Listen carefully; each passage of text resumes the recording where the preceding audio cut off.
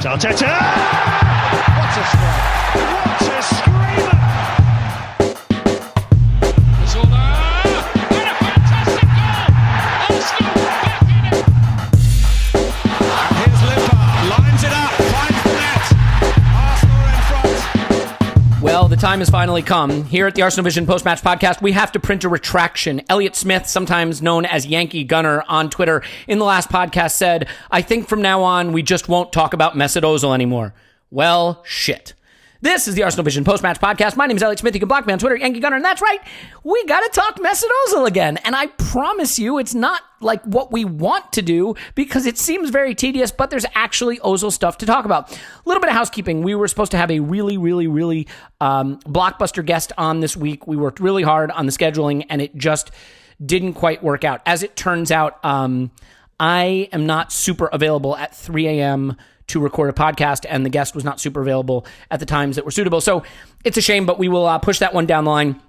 Having said that, hint, hint, wink, wink, there was an interesting article that broke this week. I mean, some people think it was blockbuster. Some people think it was just kind of a shoulder shrug emoji, but David Ornstein put out an interview that he did, an exclusive that The Athletic got with Mesut Ozil. I think there's some stuff in there worth talking about, so we definitely will. And it's a reminder that if you do want to sign up for The Athletic, we can get it to you for half off and a month free. So we'd love to do that. It's $2.50 a month at that point. So we've been talking about it for a long time, but I think also Ornstein and Amy Lawrence and James teamed up for, obviously Gunnerblog teamed up for an awesome article about Freddie Ljungberg this week.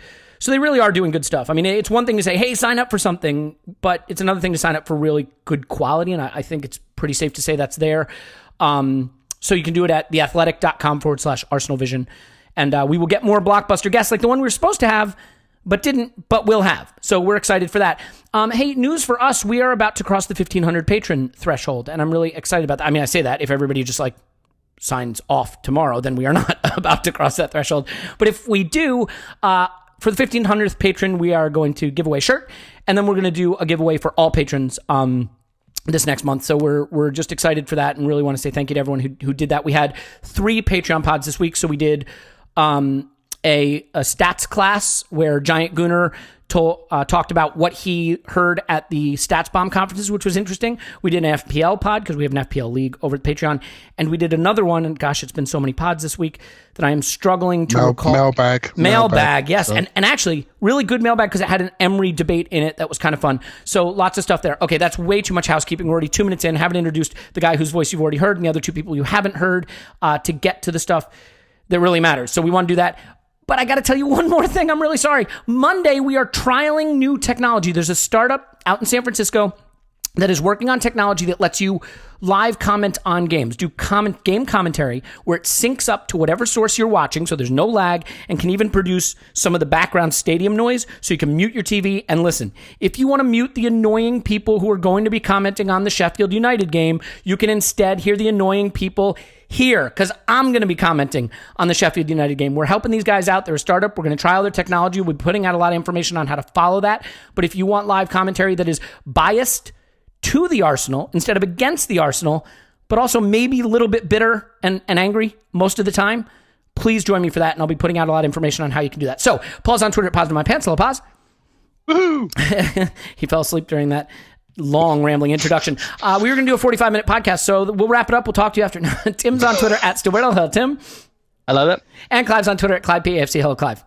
Hello. Of course, I picked the episode where everybody's here other than Scott, who we love and will be back soon, to do a long rambling introduction. But we had a lot to get to, and now we're going to get to the article itself. Clive, actually, I understand you had the article read to you while you were cleaning your boots this morning. Is that correct? I did, getting my football boots ready for the weekend's game, and I listened to the Mesut Ozil article, which was, hey, it's good to see that drop from Ozil. You know, when you see him do an article like this, you know it's going to be real, and it was, right? Yeah. I don't think it was super earth-shattering, but it's really good to take away some of the conjecture that's out there by hearing it from the man himself. I want to ask you one angle quickly before we dive into the things he said. So Ozil comes out with this interview, and I'm sure the club was sort of briefed that it was dropping, or maybe, got an early look at it or saw it right when it came out.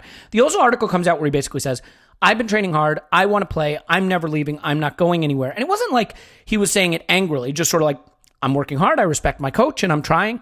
And then in the presser the next day, Emery sort of echoes those sentiments. And it's the first time we've seen him move away from I pick the players who train hard and to specifically and directly assess Ozil as working hard and being impressive and being back in his plans. So my question to you is, do you feel that maybe something happened behind the scenes between the two to precipitate the détente, or do you think that Emery's comments are a direct response to the interview? How do you think the timing of this happened, and is there maybe something that happened behind the scenes?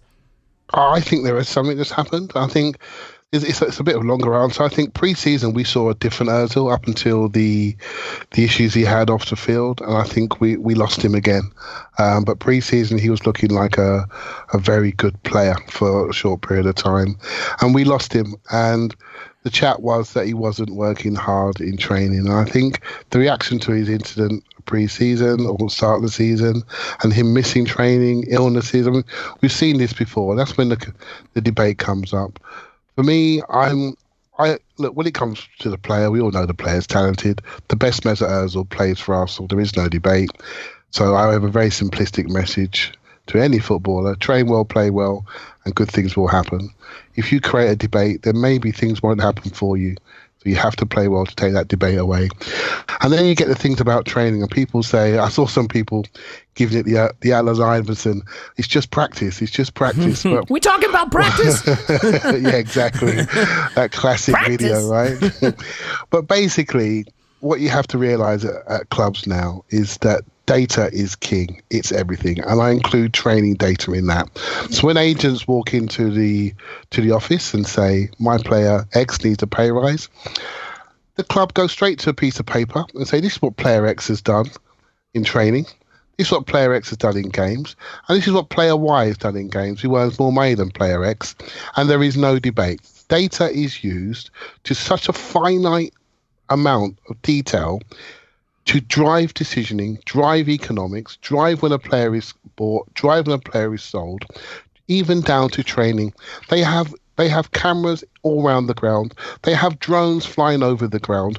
When the coach says the player's not working hard in training, trust me, he knows, and every other player knows, because everyone has the performance metrics that are public. And that's how you drive high performance. So when I see people say things, it's only practice, they don't understand. They truly do not understand a high performance environment and what drives other players on to drive each other to the highest possible levels they can possibly have. When Arsenal offer Aubameyang a 300 grand a week contract, whatever it will be, as a 30-year-old, I guarantee you they're looking at his data before they make that commitment. I absolutely guarantee it. And I just get a bit frustrated by how people are using this to fuel their own agendas. That makes sense. Yeah, no, I get that. I think, look, I have a slightly different take. I wouldn't say it's different. I mean, this will come as a surprise to no one. Pray tell. So that's just my chance to spew rambling nonsense into the microphone. Welcome to the Arsenal Vision podcast. Look, I do think that practice is important. I do think that talent is important. And so I think there is a breaking point, right? Like, if you have two players who are fairly similar in what they can do on the pitch, the one that trains harder and is more engaged in training and more part of what the team is working on and coordinating, I think has to get the edge, certainly. I think you have a massive delta in talent. You have to start to create slightly different rules and carve out slightly different rules for your massively talented players. Now, it is totally open for debate, by the way, whether Mesut Ozil still fits into the category of being talented enough to warrant being allowed special treatment with respect to training. And also, look, a lack of desire to train hard can be a style, but it could also just be an opposition to authority. It can be a refusal to fall in line with what the coach is trying to do, and that's not acceptable either. So I am by no means excusing poor training habits. I just think that you do need a sliding scale of rules with respect to how you treat your players based on their talent and the size of their ego and the size of their stardom in the game and so on and so forth. Like, I keep going back to PSG, which is an unworkable situation, I acknowledge, but like, you can't treat Neymar the way you treat, the average squad player at PSG any more that you can probably treat Mesut Ozil the same way you're going to treat Matteo Guendouzi, for example. What I will say, look, none of us know the differential in the data. We don't know by how much. And what you said there makes perfect sense. When you have a super talented player, you do have to make allowances for that player. However, when that super talented player hasn't shown that super talent over a number of months on a consistent basis, and that super talented player has potentially some of the worst numbers in game and in training that have been seen recently, then there's a debate to be had. Sure, of course, right? I totally agree. By the way, yes. There's a dressing room to keep hold of, and I suppose now we're getting into subjectivity. Hence why you haven't seen much of me online in the last week, because there is no point. Right? Oh, I thought it was because you had a life. I apologize. Okay, thank God. But you're right, Clive. That's like you've got to think about it on the flip side. What is the potential impact on the group and the team? If and as Clive says, we don't know the metrics. If he's like not putting it in training at all, and then getting in the team, how does that then affect the group dynamic? I think there are a couple of things here. First of all, that they do post the data. They post it in the gym at Arsenal, so everyone can see everyone's data. You saw that during your tour of the High Performance Center, right? Yeah. Yes, yeah, they post it all there. Just wanted to give you the humble brag since you weren't going to do it. You might remember Romelu Lukaku this summer actually causing a little bit of, because he was posting his teammates' metrics as well, because people were saying he was too fat and couldn't run, so he started posting his numbers, and he also posted some of his teammates' numbers, which weren't that impressive. Upset Luke Shaw, didn't it? Yes, and Juan Mata. But and again, actually, on the flip side of that, I don't know if you saw over the international break, Neymar gave an interview touching on exactly what you said, Elliot, where he is given special treatment for Brazil as well as every other club he's at, and that causes a lot of consternation in the Brazilian press. And actually he came out and for once was quite candid and not managing his image within an inch of his life. And he said, well, yeah, because I've been carrying this team on my back for the last 10 years. And he said, and that's fine. And he said, you look around at those players all around the world, you think they don't get special treatment? You think Messi doesn't get special treatment? And he said, that's normal. He just said, and again, it possibly feeds into, people are going to like him less because he says that. But you can see where he's coming from. And I found it refreshingly honest for once, for him to just say that's normal. The good players are treated differently. But I think I would say at this stage, Ozil is not showing that level and hasn't shown it for quite some time. Yeah, and I want to say something like, I thought that the interview was interesting. I think that there are nuggets you can glean from it. I mean, it wasn't a cross-examination, right? Like, and I don't mean that by any way as a criticism of David Ornstein interviewing him. I'm just saying that he wasn't grilling him. It was a chance for Ozil to sort of put out his position, more or less. And so, Paul, I guess my question to you is, do you see this as Ozil coming back to the table, as Ozil trying to make amends, as Ozil trying to build a bridge, or do you see it as him trying to control the narrative? Because last season he did it basically sniper style from social media, with a Bergkamp quote or whatever the hell it was on Instagram. This season it's a more wide-ranging interview covering a variety of topics, really defending his training and his energy and the work he's put in, knowing specifically that the criticism that's out there floating around is about his work rate and his training and his preparation. And I'm really curious just to get your take on what you think the intent was behind Ozil doing this. And again, do you feel that Emery's comments in the pre-match presser are a capitulation, an agreement, signs of something that happened between the two of them that means that they've mended fences? How do you see the machinations behind all of this working out? Okay, well, I guess I feel pretty Occam's razor on it. I don't think it's that I think dramatic. We should stop and at least explain that Occam's razor means, in absence of any other information, the simplest answer is most usually the correct one. Yeah, maybe the least Machiavellian answer is the... For God's sakes, man, you're not teaching like philosophy 407 here. Can you just go with single just as well? Okay, come on. Syllabic. The thing about syllabic is it's got three syllables in it. I'm not doing this with you now. Okay. I don't think it's that dramatic. I expected at some stage Ozil to say something. I think all sides will be reasonably happy with this. Mm-hmm. He is in the team. If they push him out in January, this doesn't act against that or for that. But then how do you interpret the fact that he basically said, I ain't going nowhere? I mean, he was like, I'm staying till this contract and maybe beyond that. You know, like he kind of made it pretty clear, I'm not going anywhere. And, you know, obviously he doesn't necessarily control that, but he does somewhat control that. Well, man, you're very trusting, I must say. Look, what was he going to say? I'm not sure if I'm staying. You know, you can go different ways, but no, but I mean, you could say I'm working really hard and want to be in the team, but if the club feels I'm not useful to them anymore, I still want to play. I think there's a lot of football left in me. Like you can make a come and get me plea. He didn't go that direction, you know. Yeah, you could go that way. On the other hand, you could go with the I'm here till I'm not. I'm happy. I'm working away. It's all good. I'm not saying he wants to go in January, but this doesn't preclude any of those options. That's why I think it was good. It was a no drama. I'm serious. I'm training. Stuff's been said about me that's not fair. You know, all of these versions of it, Raul's, Emery's, Ozil's, I mean, there's some contradiction in there, but not enough that there's a drama, right? So everybody gets to present themselves. Everybody gets to paint their corner. Emery's saying, look, I'm going to treat all players equal, and those who work hard and produce the goods will play. That has to be his message. Before Emery showed up, we would have said, we want a manager who don't take no shit from star players who aren't pulling their weight. And he's lived up to that. And people will quibble about whether he's done it well enough or not, whether he's handled star players or not. What we've learned from PSG. Here's what I'd say we learned from PSG. He will accommodate players up to a point if they've earned it, but Ozil isn't Neymar. On the other hand, he is a company guy, and he will do the bidding of the club he works for.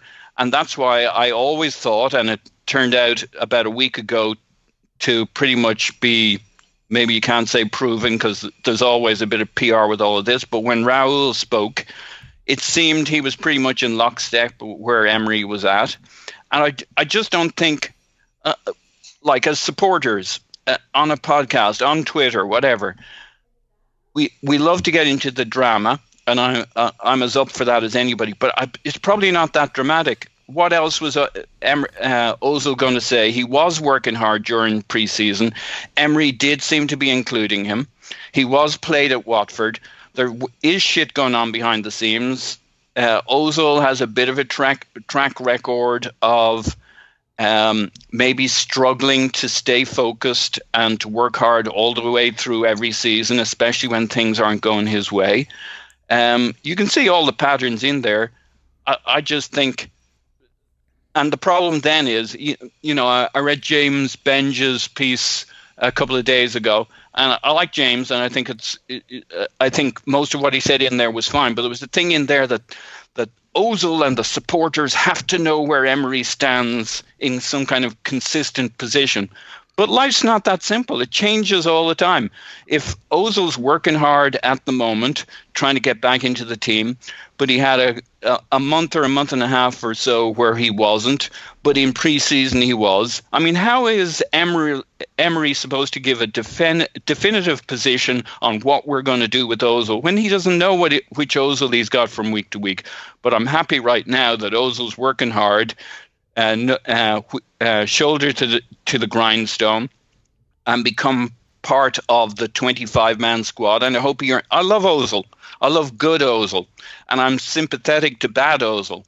And on the other hand, with Emery, he's not a drama guy. He doesn't really want to have a big message out there. He doesn't want to put out a marker that this far and no further, no surrender. His line is work hard. You'll be considered.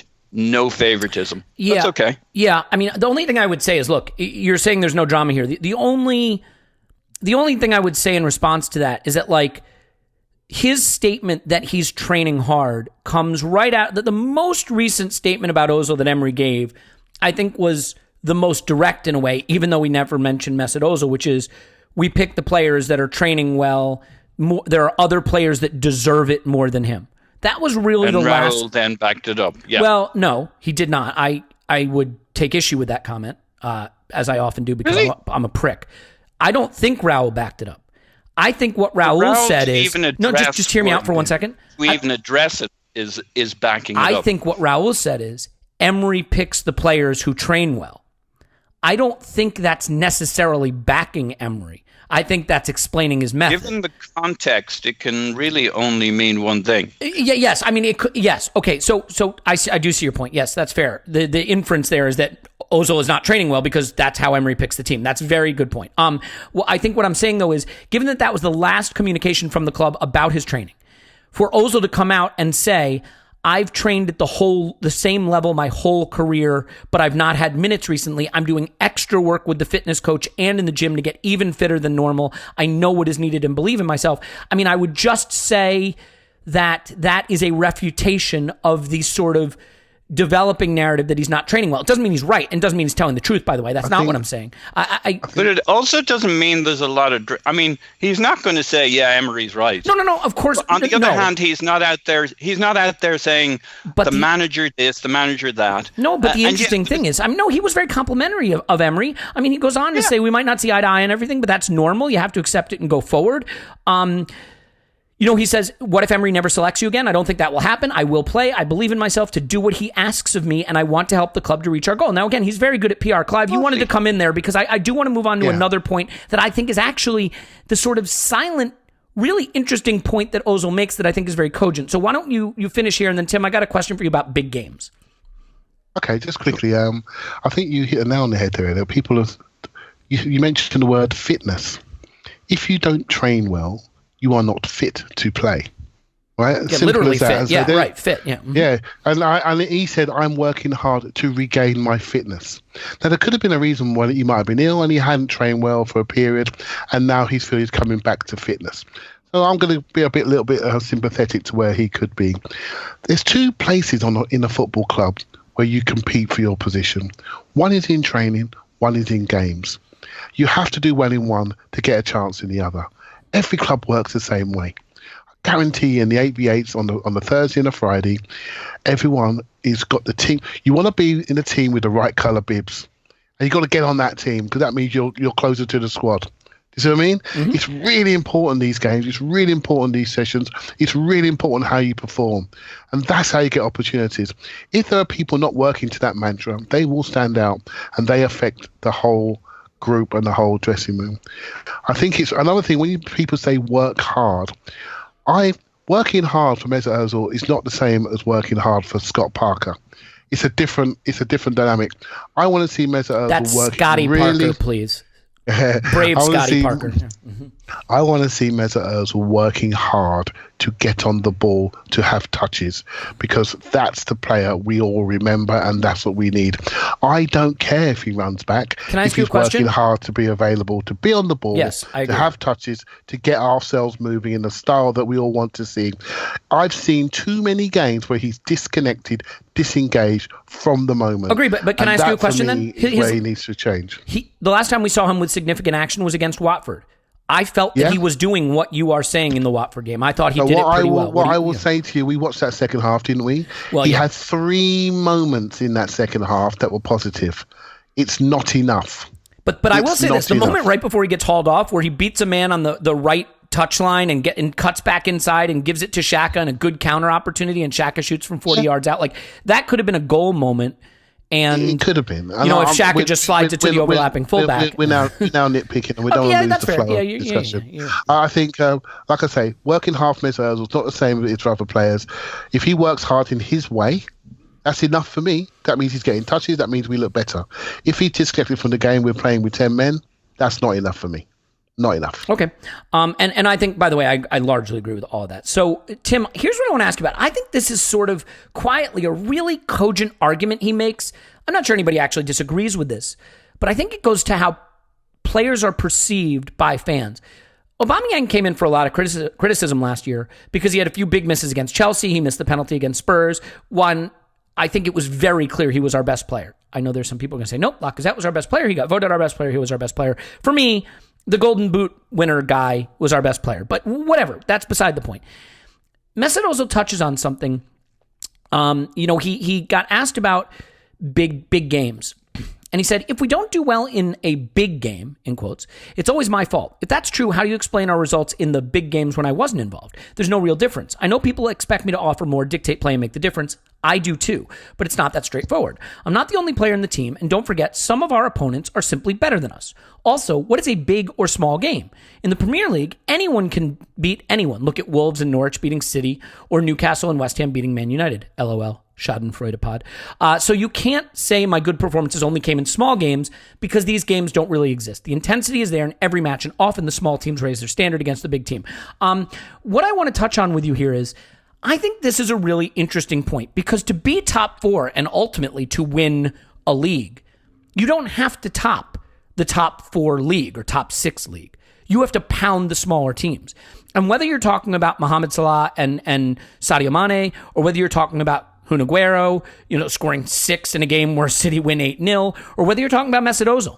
The really good players are flat track bullies, because it's the really good players that make an Arsenal better than a Bournemouth, or a City better than a Watford, or United's not better than anybody, but you get my point. So does he have a point that his talent, his skill set, his unique ability to find space, create openings, and rip apart weaker teams is undervalued, and the perception that he should have dragged us to victory against Bayern, yes, he should do better in big games, but maybe we have misunderstood the value of having a player like that in a league like the Premier League.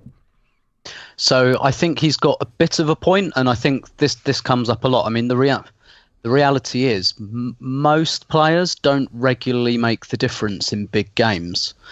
And if there was like Twitter in the early 2000s, a lot of people would look at what someone like Thierry Henry produced away from home against the big teams, which was, in terms of goals and assists, not a lot. But neither do a lot of players. Neither did Van Nistelrooy, really, at Manchester United, and these kind of clutch players. How many times did Ronaldo perhaps score a winner at Highbury or the Emirates? Once, twice? Not bad, but it's not like he was doing it every single time he played. Yeah. So yes, there is that. On the other hand, the thing is, you're stalling. All roads with Mesut Ozil lead back to the contract, and £350,000 a week.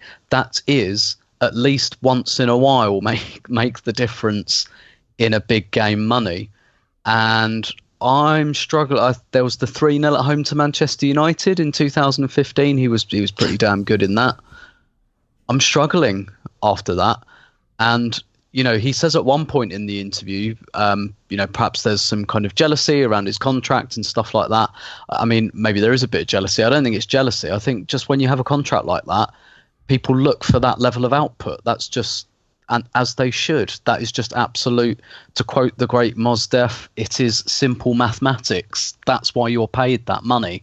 This is such an eclectic podcast. I love it. Yeah. Go ahead. So on one hand, yeah, he does have a point. Like, there aren't many players, other than like Messi and Ronaldo now, who regularly turn up in these massive games and win them single-handedly. It doesn't happen. Those games are very nip and tuck. And he's right as well in that, when you're playing a team that's just playing better than you, a player like Ozil probably isn't hugely useful to you.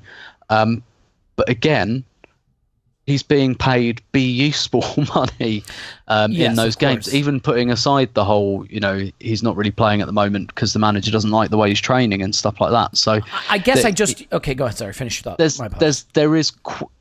I'd say to about 20 to 30%, he's got a point, but there is quite a lot of arse covering in there. You can't, on one hand, kind of dismiss the fact that you're on this massive salary, and on the other hand, basically say, I can't do this because it's hard. No, that you are 100% right. And your highest paid players, biggest stars, should contribute in the biggest games and ideally be difference makers in the biggest games. I guess I just look in a league context and say, what your biggest players and highest paid players and biggest stars should do is make the difference between nail-biting out 0-0s that are maybe 1-0, that are maybe 1-1, and winning 3-1 or 3-0 because they just dripped that extra class on the game. And like, I look at a Bournemouth game that was kind of a tedious affair and maybe a little bit nerve-wracking, maybe not quite as nerve-wracking as I'm making it out to be, and say, does that extra quality or class there turn that into a 2-0 or 3-0 and it's comfortable? And is that Is that something we don't value as much? Is that something where if he had done that and dropped 3 assists, would the post-match talk have been, oh, look, Mesut Ozil showing up in a home game against a small team and shining. Hooray, hooray. Well, we didn't shine without him. Yeah. And by the way, I'm not saying we would have shined with him. I want to be clear. I don't know what he's got left to give us. I'm just saying, is he in a bit of a catch-22 in that when he does make a difference in those games, it's disqualified, you know? He definitely is, but at the same time, we're not winning those games without him either. Generally speaking, like at home, we beat Aston Villa, we beat Bournemouth, we beat Burnley. We beat Newcastle. Yeah. Mm-hmm. Yeah. So at the same time, you think, would we have definitely not won without him? Well, we've won quite regularly without him in these kind of games. So. The question is, I think you're right in your, like, Emery, look at Emery's goals, like 2-0 home to Southampton, Emery scores twice. That just happened all the time. That the quibble here is that Ozil's just not doing that as much as he used to. Yeah, that's fair. Paul, I want to wrap up this part of the Ozil conversation with a question about mixed messages and how a manager and a club need to communicate consistently for discipline-oriented tactics to work. I think back to one of, Arsene Wenger's worst disciplinary tactics that he tried. There were rumors of a bust-up between Ramsey and Alexis, and that Alexis had become a disruption. And we were going to Anfield, and Arsene benched Alexis. He said, "You're not playing." It was clearly a disciplinary action for his behavior. But we were trailing at halftime, so he brought him on to start the second half. And the whole... And don't do it again. Yeah, exactly. The whole, you know what? If you're not a good teammate, you're not going to play, except if we're trailing and we really need you. Please come rescue us, right? Like, that muddles the message, and that doesn't work. I think there was some of that last season with the Ozil thing. Like, you're frozen out, you're not playing. Oh, you posted something on social media, you're making it a little tricky for us. Okay, you're back in the team. I do worry a little bit about some of the tactics with him this season. And this is where I want to kind of pick your brain. So we now know, based on it's a lot of picking, it's a lot of knots in there.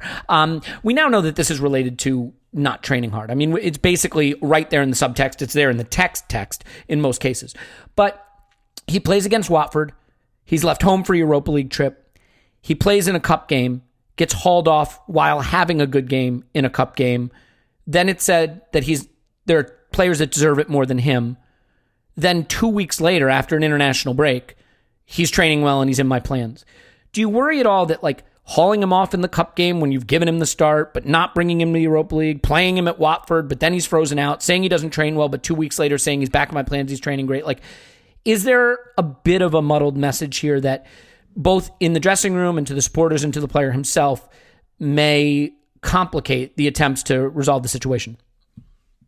Yeah, there is, but I think it's inevitable. I don't know. He either ignores kind of changes in the background, and no matter what Ozil does, he's either always in, or alternatively, Ozil's always out, or he goes with the ebb and flow of what's going on in the background, which is Ozil may well be getting much more serious, much more settled, much more fit as he was in pre-season than he has been in what Ozil himself admits has been a very turbulent difficult couple of months, with his own wife wanting to move elsewhere and move back to Europe, and Kolasinac's, is it his girlfriend or wife, I'm not sure which, was moved back to Europe. So it's been a tough time for a guy who can get disrupted, distracted. I mean, does anybody think Ozil's focus is always 100% when things are going well or badly? I don't think so. So what's a man to do? I actually think Emery's been very, very consistent. If you look at what his message is, which is work hard, be prepared, put the effort in, and you will be strongly considered. And isn't that the bottom line at the end of the day? But to us, the best thing we could all do, but we're not going to do that, is just leave them to it and let them work it out. The drama from the media and supporters doesn't help the equation, because it has the manager jumping around, coming up with answers, coming up with positions. There was the thing about he was asked the question 5 times, but didn't address it with Ozil, but he kind of did. But how many times, here he is, third in the table, and all the fuck he hears about is Ozil, right? Well, I mean, when you have one of the global superstar players on $350K a week, I mean, that's big club life, right? You could be first in the table, and you're going to hear about, Neymar, Pogba, or Kun Aguero, yep. Or, that's just life at a big club. The media are going to bring it up. So I'm not saying it's surprising. I don't think he can say it's unfair. On the other hand, he just wants to get on and manage a football team. So between the two things, you're going to have this tension, these competing forces that show up in every press conference, and then everybody's going to say, oh, look how inconsistent he is. There's no, it's one of those situations. There's never going to be a right answer unless he takes a categorical line, and then that won't be reflective of changes behind the background. If Ozil was on his game in pre-season, off his game for a month and a half, and now back on his game, well, the messages, there's a subtlety to the message, but there's a consistency. Work hard, and you're in the picture. Yeah. No, that's fair. Let's move off of this topic. Before we do, I just want to make the point. Look, he spoke on other topics, including his relationship with Erdogan. And, I mean, we could go into that. We could go into a big debate about geopolitics and that relationship and his comments about him. I didn't love them, but I don't think anybody is that interested in that right now. So I don't want to make it sound like we're running away from it, because I think it is a topic that maybe warrants discussion. I just don't know that this is the podcast to do it. And if you want to know our opinions about it, you could always ask us on social media or demand that we do a geopolitical podcast, which I assure you would be the worst podcast ever. And having said that, I guess it's also a good time to just condemn the despicable racist abuse that the England team faced in Bulgaria. That's also another terrible thing that happened that we're probably not going to touch on in depth. But just to be clear, it sucks and it's a shame and it's horrible to see. So here's what we're not going to do. We're not going to drop in an ad break here. Because, why do that? We left you without a pod all week, and I feel bad for that because of the timing thing. So we won't drop in an ad break, except to say, if you could sign up for The Athletic, if you want to sign up for The Athletic, doesn't matter. If you don't, no big deal. If you do, use our promo code. We hopefully will get this blockbuster guest on, and you'll get half off. It's theathletic.com/Arsenal Vision.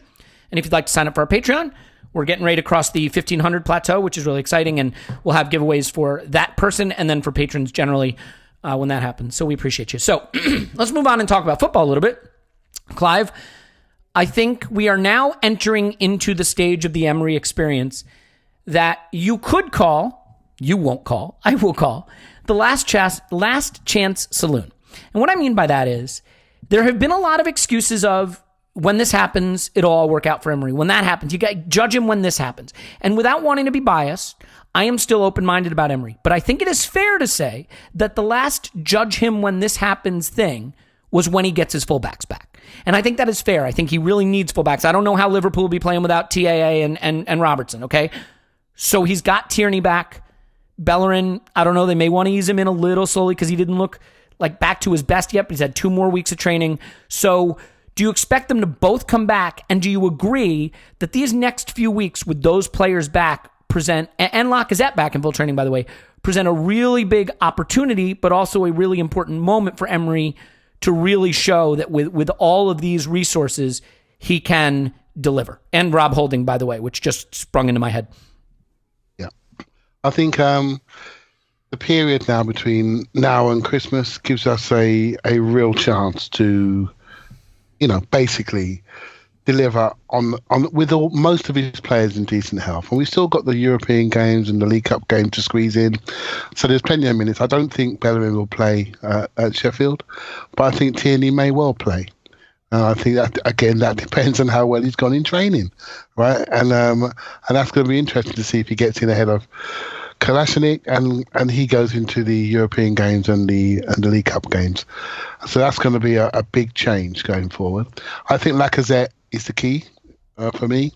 I think he is the player that I'm hoping will unlock 2 other players. Aubameyang scored his goals, brilliant, carried us while Lacazette's been injured. We might see an even better player when Lacazette is back.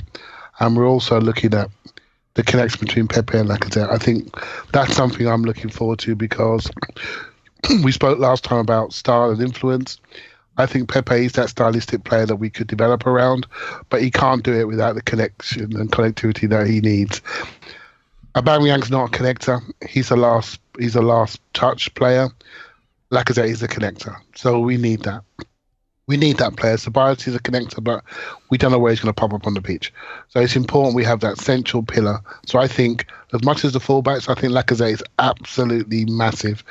And again, I have my own sort of Emery roadmap in my head. First year was about discovery, see where he goes. We got close, blew an opportunity, recycled the squad in the summer, 18 out, 6 in. Now you've got your squad in front of you, and you've got a decent set of fixtures between now and Christmas. I think you have to deliver. I really do. I think this is the moment to show what you've got. We're going to get to Christmas before January. We'll know if we need to strengthen or people go out of the squad. From that moment on, we'll have a bit more direction off the pitch. We'll know where we're going in 2020. And I think we're on the over the curve for Emery, regardless of where we are in the table, because I just feel the role of coach now is going to be a far more transient one. I think it's going to be a 2 to 3 year job maximum, because I think the messages become stale to the players, and the players just want something else. And I think the club will develop alongside that coach. If someone comes along which is absolutely stylistically and possibly and communicatively better and sits with Arsenal perfectly, then that person may stay around. If not, we go again. The most important thing is to structure the club and learning about how we're going to spend money off the pitch. I keep looking at the LA Rams in the US, and I keep looking at what they're doing, signing players, making sure they're filling gaps, really going for it. I wonder if I have this little sneaky feeling, I wonder if we're going to do that at Arsenal eventually. I'm not so sure. Different game, different sport. You have opportunities based on the draft, By etc. the way, if you want to carry that analogy further, they also overcommitted economically to a star player on their team who's struggling. So yeah, they did. They just got that Jalen Ramsey guy in just recently, and I've been watching that. And I keep looking at that to see if there's anything we can drag forward into Arsenal. I'm not sure if there is a simile there, but you can see from the coaching perspective, lots of other teams are hiring young coaches like what the Rams have done, and so they've started a trend there. It'd be interesting to see if Arsenal do something similar, have a young dynamic coach. And there's one name potentially popping into our heads right now when I say that, and I think I've got a sneaky feeling that's the direction we may end up taking. So Emery's in that. He's not in last chance, but maybe first of the last chances, if you see what I mean. Mm-hmm. Or maybe second of the last chances. I think the Europa League and Brighton was number 1. I think he's coming towards number 2. And I've always worked on a 3-strike rule, right? So I think we'll know by the end of it whether he gets to strike 3. If he gets to strike 3, we know the drill.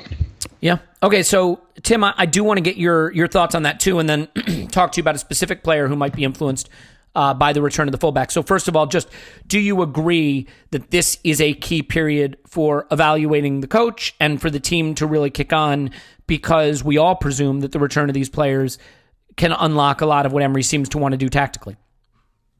Yeah, absolutely. He kind of runs out of let's not call them excuses at the moment, because they might be they can be reasons, so, right? I mean, excuses doesn't have to be a pejorative. Like, it can be an explanation, you know? Exactly, and actually this period will probably bring that out, and we'll probably find out. And if performances continue as they have been, then the results will dry up. So the performances do have to improve. So yes, this is, we're dealing with small sample sizes really at the moment at this stage of the season. And to be fair, I do think Emery's fixed a couple of things defensively, albeit you can question whether Bournemouth and Manchester United are the kind of opponents where you demonstrate that kind of progress, but we're not leaking shots on our goal like madmen like we were. He's kind of done a bit of a fix there, and maybe it's cost us something attacking wise, but he's trying to do something, I think. And with someone like Lacazette back as well, we can see how that helps Pepe. So I think like the next 10, leading up to Christmas, really big. Well, and you just touched on something that I wanted to ask you as the follow-up. So perfect. We are simpatico. Pepe, there's a lot of focus on Tierney, and there's a lot of focus on the fullbacks, helping Aubameyang, for example, as Clive referenced. Pepe is a player who maybe isn't struggling as much as we thought. Another Athletic article, Michael Cox wrote, who is your team's true playmaker? This new metric has the answer. And he dives into a new Opta Pro metric that is sort of a contribution leading to a shot. I'm not sure what they're calling it, but basically Pepe ranks, I think, top of all the players in the metric or something like that. It's kind of like XG chain, isn't it? Yeah. And I mean, one of the things that I've been thinking is Pepe is replacing Ozil in the way that he's played. I think that's something, Clive, you should consider, by the way, as a perspective. Next time. Yeah. I'm not typing. Look, if you type it into the message, I'm just going to steal it. Kind of like when Paul reminded me about Rob Holding. Like, I'm just going to take those things. That's how that works. You're like Ron Burgundy. I'll read anything on the prompter. That is. You will read it. Yes, that's true. Also, I'm in a glass case of emotion. But so the point I was trying to get to before all this got off the rails, Tim, is do you think that Pepe, first of all, I mean, maybe he's misunderstood a little and has been a little better than we think, but do you think that Bellerin's return is a huge boost for him and that he's a player who may be poised to break out a little bit himself when he has that overlapping player to play with? Yep, I think that would definitely make a difference. And, there are eels on my autobus. I just wanted you to know that. I don't know what that means. It just popped into my head. Honestly, Paul is just typing things into the messages. My Wombat is constipated. I have to read all of these now. All right, I won't do any more, Tim. Answer the question. I'm done with that. That joke is done. It's done. But not to reprise a previous discussion, but if it'll be interesting to see if Ozil's done enough to play his way in, because I think, maybe having a number 10 there, maybe having Lacazette there will help him as well. The way I see it is that I took Matt's point on the Patreon's podcast about how Pepe always goes towards goal when he gets the ball, which is capital letters a good thing to do. Generally speaking, I think a lot of his trouble is he hasn't had anyone to the right of him overlapping with Bellerin. Hopefully we can sort that out. And the other thing is that I guess our number 10 by proxy has been Ceballos, who drifts way over to the left-hand side, about 70 yards away from him. So he's kind of got, going to sound a bit like that Steelers Wheel song now. He's kind of got no one to the right and left of him every time he gets the ball. And so if we can sort those spaces out, then yes. But as opposed to what Rob Holding might feel in a back three when Socrates and Louise are playing, when he says clowns to the left of me, jokers to the right. Here I am stuck in the middle with you. Anyway, sorry, I had to do it. But Bellerin is still going to take. It'll be after Christmas before we see Bellerin right back up there fitness wise. So we'll see what that brings. Big period for Pepe as well. Scored for his country over the international break, which will hopefully give him some kind of confidence. But I don't really get the sense it's confidence he's lacking. I get the sense it's some teammates that he doesn't need binoculars to see might help him. Yeah. Well, let's hope that is a change that we see. So, Paul, I guess that leads me into a good question for you, which is, first of all, why is your Wombat constipated? What are you feeding him? I'll check into that. I'll check into his. I don't. I guess he probably he ate the whole wheel of cheese, is what I'm guessing. I was just typing stuff into the message thing. Yeah, and I was saying it. Okay, look.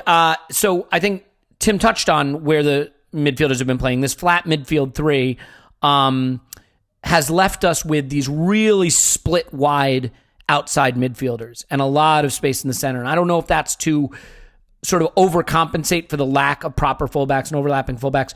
What do you think tactically will be the biggest change that we'll be able to observe, or Clive will be able to observe, and then I will be able to say I observed when Tierney and Bellerin are back? So the flat three is not really a flat three. Some games, it's like reading Emery's we need a very clear style, and then he starts to explain what he's doing in games, and it sounds like he does something different in every game by his own admission, and it varies on the opposition and it varies on the players.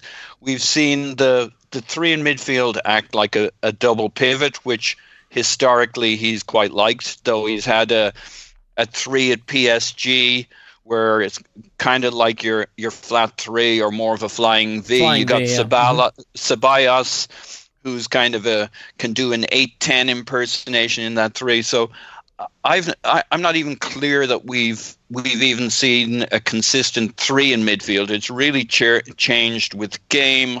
We're so different home and away. Like there's this ongoing thing that we don't press, and it's just not true. If you watch the matches at home, we do a significant amount of pressing for a period of time, and away from home, we mostly don't. But even that changes. Like when we chased the game at Manchester United, when we needed a goal in the second half, we pressed. We just like we would at home, we pressed right up the pitch. So tremendous sympathies for anybody who says they don't know what our style is.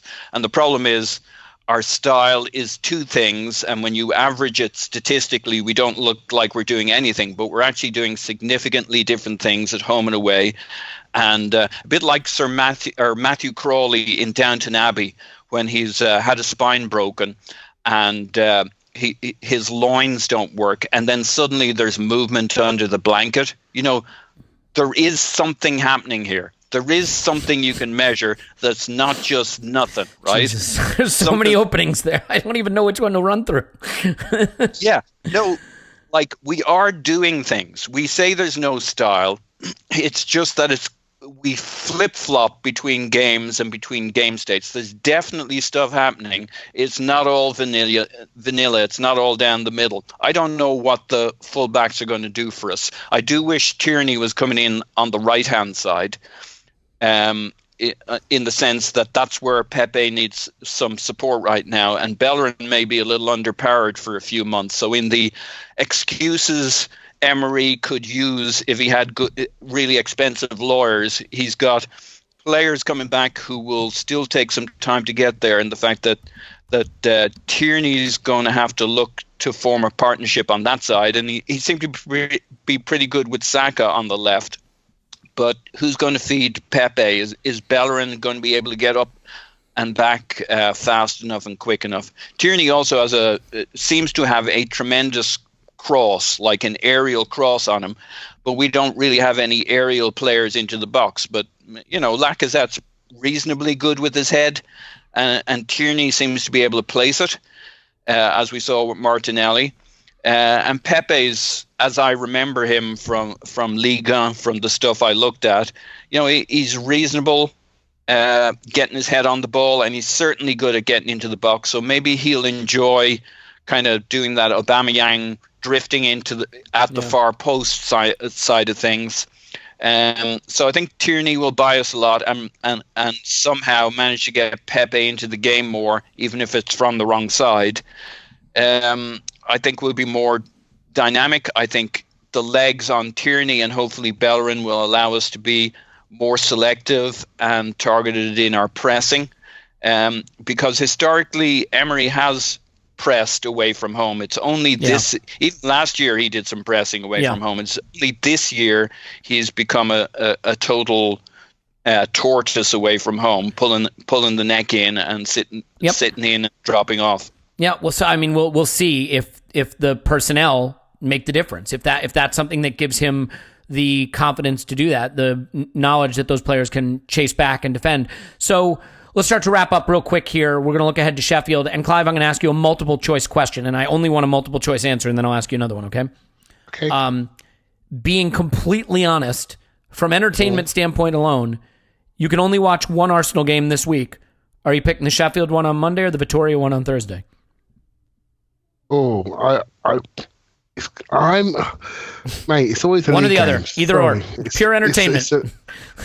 It's a league game for me. Really? Sorry. Nah, fuck that. You know it's going to be a dire affair, and Thursday is going to be tons of entertainment. Okay, no, I'm kidding. What do you expect? Maybe I'm not answering that question correctly. Okay. I mean, I think I worry about every away game.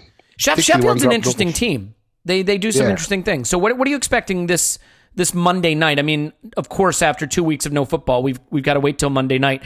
Hopefully, we'll be recording a Schadenfreude pod that day as well, because United are facing Liverpool basically with the four of us in their team. But what are you expecting on Monday? Well, I think a lot of these so-called smaller teams, they look at Arsenal, and at the moment I'm at Manchester United, and think we can have our day of the season against them.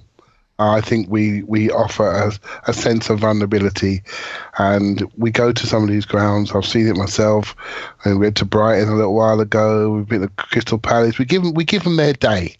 and they have this great day against Arsenal because we blow it, because we don't engage in the game, we don't match them physically, we don't impose our personality on teams. And I look around at our team and I hope we do something, but I'm not sure. I'm not sure if Lacazette's going to be quite ready. I hope he is, because I think we need his